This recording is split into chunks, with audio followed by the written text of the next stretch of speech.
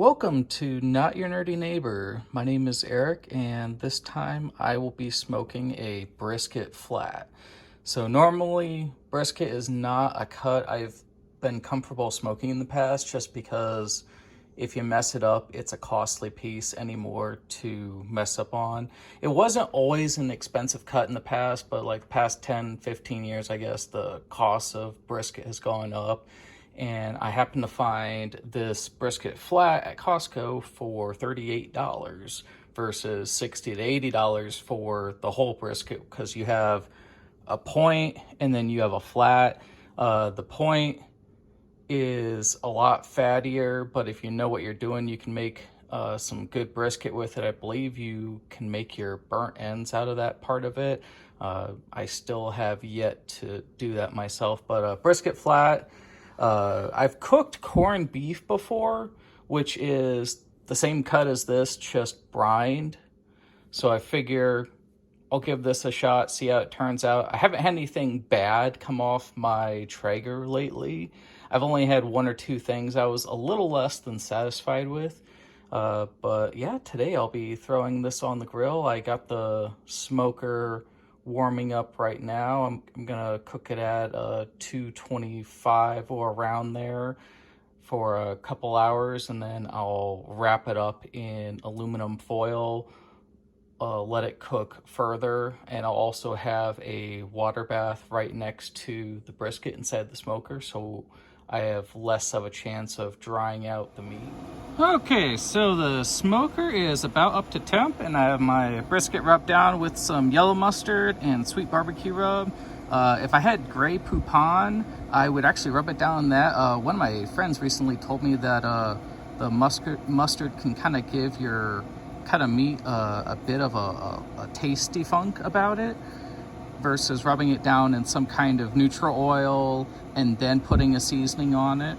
So I'm actually giving this a try. I'll have to let my friend know if I like it, or if maybe I'm gonna change it up. So, but yeah, mustard, it's got, vinegar in it, which is good in the right combinations of seasonings. So I'm gonna give that a shot. I'll check in on that every hour and a half. Probably shouldn't be on it's only a few pounds, maybe 4 or 5 pounds, so I don't want to keep it on there for too long, unlike a full-size brisket, because the last hour or two I do want to cover it, and then of course.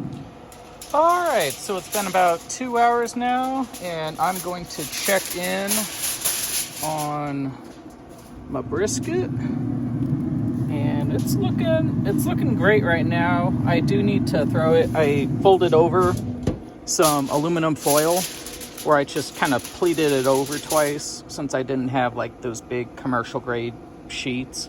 And then I'm going to wrap up the brisket in this, put it back on there for maybe an hour or two, let it rest, and then it'll be slicing time.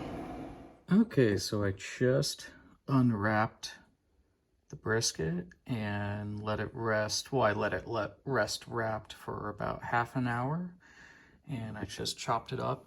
It's not quite, this is my first one, not quite as flavorful as I want it to be, but it definitely turned out well. It's nice and tender.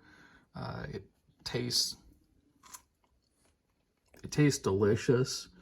But yeah, for a first one, it wasn't too bad. I think I have a little bit of reading to do on getting it quite the way I want to. Right now, it tastes more like a really good roast, which I'm fine with. But overall, got a nice smoke ring around the outside, and it smells fantastic. But other than that, hey, a little more successful than my turkey was, so pretty happy with that. But I hope you all have a great day and have a happy new year.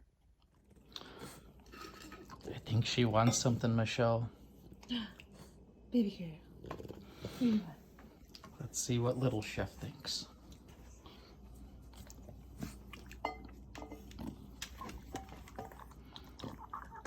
Yep. One of my best critics.